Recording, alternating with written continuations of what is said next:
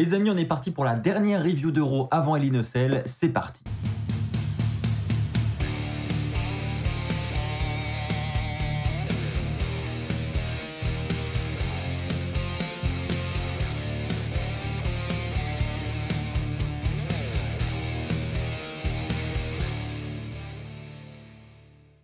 Bonjour à toutes et à tous les amis, j'espère que vous allez tous très bien. On se retrouve pour la review et les résultats du Raw de cette semaine. C'est parti, on commence avec le premier point. Commençons avec la rivalité entre Charlotte Flair et Rhea Ripley. Je vous rappelle que les deux vont s'affronter à Hell in a Cell ce dimanche. Cette semaine, on a Charlotte qui doit affronter une nouvelle fois Nikki Cross. C'est Charlotte qui a demandé à affronter Nikki Cross pour montrer à Nikki Cross voilà, comment on catch dans un ring, etc. Donc encore une fois, Charlotte Flair va se sentir au-dessus de tout le monde. Le match va arriver, on va avoir un bon match honnêtement entre les deux catcheuses. Rhea Ripley va faire une apparition durant le match, elle va ensuite aller s'asseoir à la table des commentateurs. Et durant le match, on a Charlotte Flair voilà, qui va pavoiser devant Rhea Ripley en lui disant « Regarde ce que je suis en train de faire à Nikki Cross, etc. » Elle va la balancer à l'extérieur. Et pendant qu'elle est en train de pavoiser devant Rhea Ripley, et bien à ce moment-là, l'arbitre lui est en train de compter Charlotte Flair à l'extérieur. Elle, Nikki Cross, est déjà rentrée dans le ring. Et Charlotte Flair s'est fait avoir, elle est décomptée à l'extérieur et donc elle perd ce match par décompte à l'extérieur. Victoire de Nikki Cross. Autant vous dire que ça ne va pas plaire à Charlotte qui va se mettre à attaquer violemment Nikki Cross. À ce moment-là, Rhea Ripley va donc monter sur le ring pour défendre Nikki Cross et elle va appliquer son finish sur Charlotte Flair. Et le premier match va se terminer ainsi. Plus tard dans la soirée, on aura un match entre Rhea Ripley et Asuka, un match qui aura une bonne durée. J'ai été surpris par la durée du match. Donc je m'attendais à une intervention de Charlotte Flair évidemment durant ce match. Au final non, on a une victoire clean de Rhea Ripley après un très beau match entre les deux catcheuses et c'est seulement après le combat que Charlotte Flair va arriver pour attaquer à son tour Rhea Ripley. Alors perso, j'ai bien aimé cette attaque de Charlotte parce que j'ai trouvé que contrairement à ce qu'on voyait les semaines précédentes, ça changeait un petit peu. On a amené un petit peu d'intensité dans cette rivalité parce que c'était plus une rivalité à distance qu'autre chose. On avait chaque catcheuse qui essaye de faire ses preuves de son côté, mais rarement des face-à-face, rarement des attaques. Et là, c'est bien au moins, on a Charlotte Flair qui est séparée de Rhea Ripley par les officiels tellement les deux veulent se taper dessus. Et voilà, le segment va durer quelques minutes comme ça. J'ai trouvé ça sympathique pour conclure cette rivalité avant leur match de Hell in a Cell. Maintenant, par contre, on va pas se mentir, vivement que le match de Hell in a Cell ait lieu parce que honnêtement, c'était quand même chaque semaine la même chose.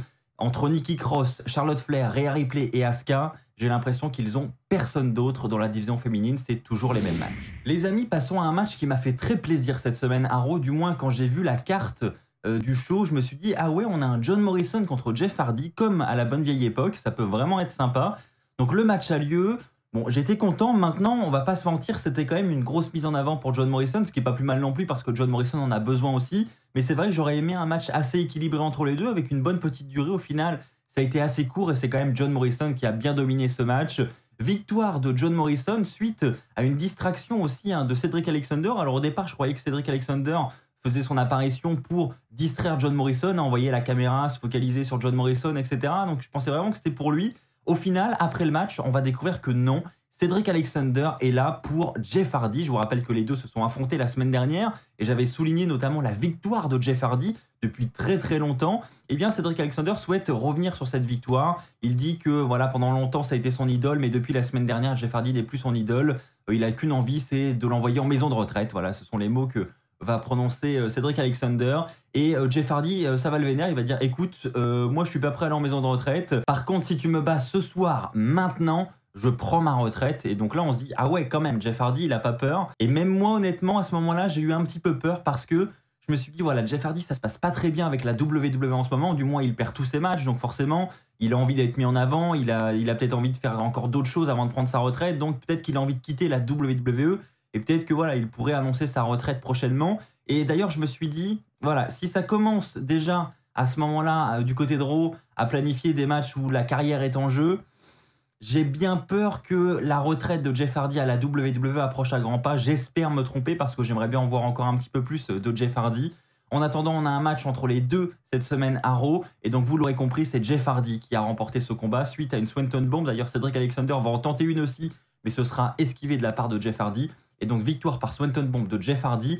Dieu merci, il est encore avec nous, mais pour combien de temps? Les amis, passons au début de Eva Marie que j'ai trouvé personnellement un petit peu bâclé quand même. Alors on avait vu juste, notamment lors du dernier épisode de WWE News que j'avais tourné pour vous, je vous avais dit que Eva Marie devrait probablement faire ses débuts accompagnée d'une catcheuse. Et je vous avais cité deux noms, on avait Mercedes Martinez et on avait Piper Niven. Et c'est bien Piper Niven qui fait ses débuts avec Eva Marie cette semaine à Raw.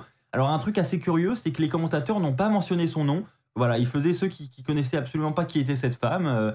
Voilà, ils étaient en mode, mais c'est qui cette femme qui accompagne Eva Marie? Bah, c'est juste Piper Niven, hein, elle participe à vos programmes sur le WWE Network du côté de NXT UK.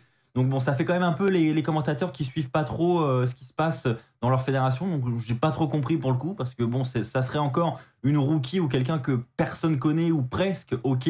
Mais Piper Niven quand même du côté de NXT UK, c'est quand même le top de la division féminine. Donc franchement, j'ai pas trop compris. Bref, passons. On a donc un match normalement entre Eva Marie et Naomi, du moins c'est ce qui est annoncé. Mais on va voir Piper Niven foncer sur le ring et on va comprendre que c'est elle finalement qui va catcher face à Naomi. Et ça va être un squash de quelques secondes. Victoire de Piper Niven ou plutôt de Eva Marie, puisqu'en effet, après le match, on a Eva Marie qui va prendre le micro et qui va s'annoncer comme étant celle qui a remporté ce combat. Et ensuite, on a Piper Niven qui va faire des câlins à Eva Marie, etc. Alors en fait, voilà, j'ai trouvé ça un peu bâclé dans le sens où on a Eva Marie qui arrive avec Piper Niven à ses côtés sans explication. C'est vrai que j'aurais bien aimé voir par exemple Eva Marie arriver dans un premier temps toute seule, prendre un micro, faire un petit discours et annoncer celle qui l'accompagne pour voilà, rendre le truc un petit peu plus impressionnant. Là, voilà, elles arrivent toutes les deux en même temps, on comprend pas trop pourquoi, les commentateurs ne citent même pas son nom. J'ai trouvé ça un peu bizarre. Maintenant, c'est assez encourageant quand même. J'ai trouvé que c'était une bonne manière d'amener ses débuts. En fait, je m'attendais à pire pour être tout à fait honnête. Et là, je me dis, il y a peut-être moyen de faire quelque chose de bien. Surtout pour Piper Niven, qui est une catcheuse extrêmement talentueuse si vous la connaissez pas.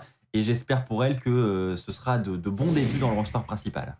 Les amis, parlons maintenant de Alexa Bliss. Alors, pas de Shayna Baszler cette semaine à Raw. Par contre, pour commencer la soirée, on commence avec Alexa Bliss.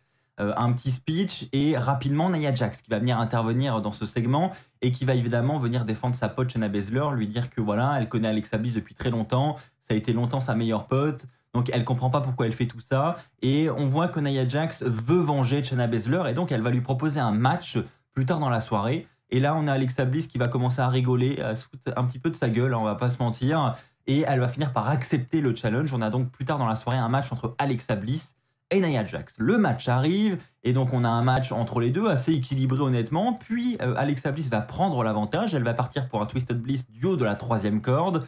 Et à ce moment-là, on a Reginald qui va intervenir pour briser le compte et donc on a une victoire de Alexa Bliss par disqualification. Mais là, Alexa Bliss, elle va se vénère. Elle va vraiment être dégoûtée d'avoir perdu par disqualification. Donc elle va vouloir s'en prendre à Reginald. Elle va se retourner vers lui. Elle va le fixer dans les yeux. Et en fait, tous les mouvements que Alexa Bliss va faire, Reginald va faire exactement les mêmes, comme s'il était possédé en fait. Et alors que Nia Jax se relève, on a Alexa Bliss qui va quitter le ring. Et à ce moment-là, on a Reginald qui récupère ses esprits. Et voilà, Nia Jax lui dit mais qu'est-ce qui s'est passé? Et on se retrouve avec Alexa Bliss qui est morte de rire sur la scène d'entrée et qui leur fait coucou comme ça. Donc voilà, encore une fois, une histoire de sorcellerie, enfin voilà, on part dans des trucs quand même assez perchés et honnêtement, c'est vrai que je continue de croire qu'on va beaucoup trop loin du côté de cette storyline. Mention importante aussi, hein, c'est que ça a été précisé par Nia Jax, Shayna Baszler doit affronter Alexa Bliss ce dimanche à l'Innocell parce qu'elle a tout simplement dit que Shayna Baszler allait se venger ce dimanche.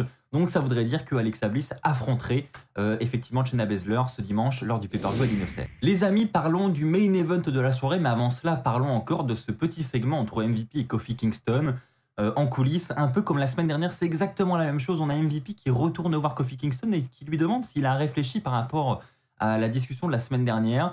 Et Kofi Kingston lui dit, écoute, non, si encore une fois tu veux me convaincre de faire quoi que ce soit, ça ne sert à rien d'essayer parce que moi, si je suis là, c'est grâce à mes amis, etc. Donc Kofi Kingston, il est vraiment dans son truc. Il n'a pas du tout envie de rejoindre le clan de MVP. Et MVP, voilà, on ne sait pas ce qu'il essaye de tenter, mais il y a vraiment un truc louche. Et ensuite, MVP va lui dire, écoute, bah, dans ce cas-là, je te souhaite bonne chance pour ton match ce dimanche. Kofi Kingston, il se dit, mais pourquoi il me dit bonne chance? J'ai pas de match de prévu. Et MVP va finir par dire, ah oui, c'est vrai, effectivement, tu n'as pas de match ce dimanche.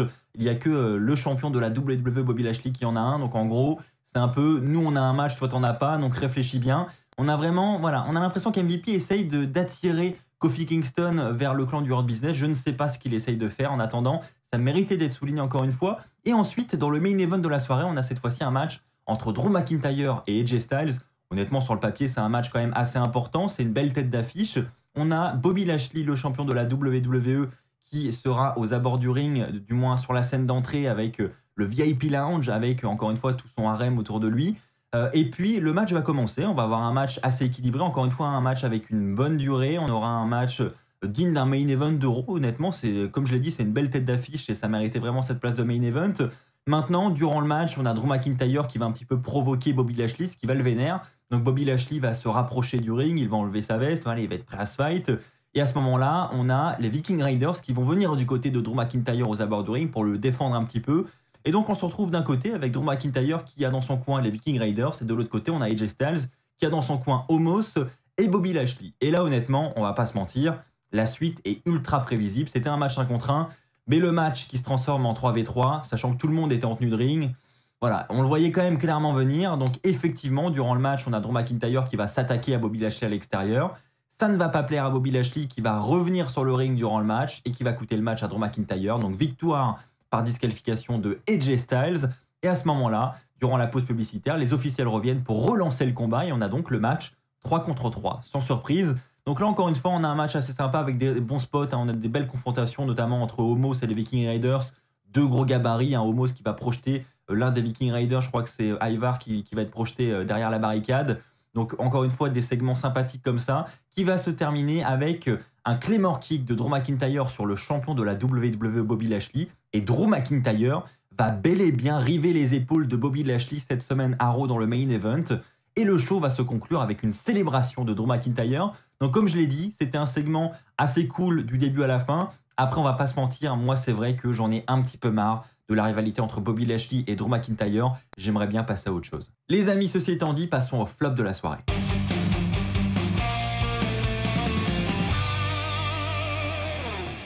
Les amis, j'ai décidé de ne pas me prendre la tête pour le flop de la soirée. J'ai effectivement mis le match entre Elias et Jason Ryker. Pourquoi ? Parce que c'est tout simplement un copier-coller de la semaine dernière. Effectivement, on a un match entre les deux catcheurs, match 1 contre 1. Durant le match, Elias va se retrouver expulsé à l'extérieur. Et là, Elias va tout simplement décider de ne pas remonter sur le ring. Il va donc être décompté à l'extérieur pour le compte de 10 et victoire de Jason Ryker par décompte à l'extérieur. Voilà, comme je l'ai dit, même chose que la semaine dernière, donc pas vraiment intéressant. Passons maintenant au top de la soirée.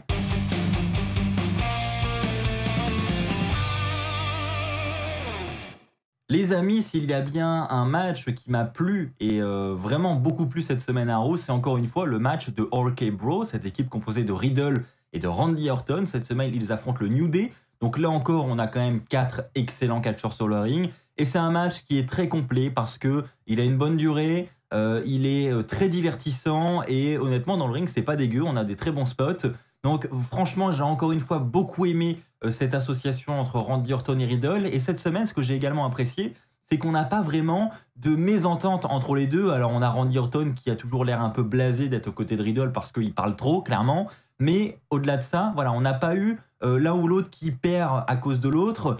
Et donc là, clairement, on voit que c'est une victoire qu'ils ont réussi à faire ensemble. Et on voit que voilà, les officiels, finalement, vont peut-être garder cette équipe parce que c'est vrai qu'avec ce qui s'est passé ces dernières semaines, j'avais peur que ce soit déjà la fin de cette équipe et je trouvais ça un peu dommage parce que pour moi, il y a clairement moyen d'en faire quelque chose. Donc là, on a une victoire de Randy Orton et de Riddle. C'est Randy Orton qui va faire son RKO pour la victoire alors que Xavier Woods s'élance depuis la 2e corde. Et honnêtement, c'était un très beau RKO pour conclure ce match. Comme je vous l'ai dit, il était très complet, très beau à regarder, très divertissant. N'hésitez pas les amis à me dire si vous êtes d'accord dans l'espace commentaire. Moi, j'ai trouvé que c'était le top de la soirée. Voilà les amis, c'est ainsi que s'achève cette review de Raw. J'espère qu'elle vous aura plu. Si c'est le cas, comme d'habitude, n'oubliez pas le pouce bleu, n'oubliez pas également de vous abonner. On se retrouve très très vite pour de nouvelles vidéos sur WWE Fan France. D'ici là, portez-vous bien et n'oubliez pas, soyez toujours très très fiers d'être fan de catch. Allez, bye tout le monde!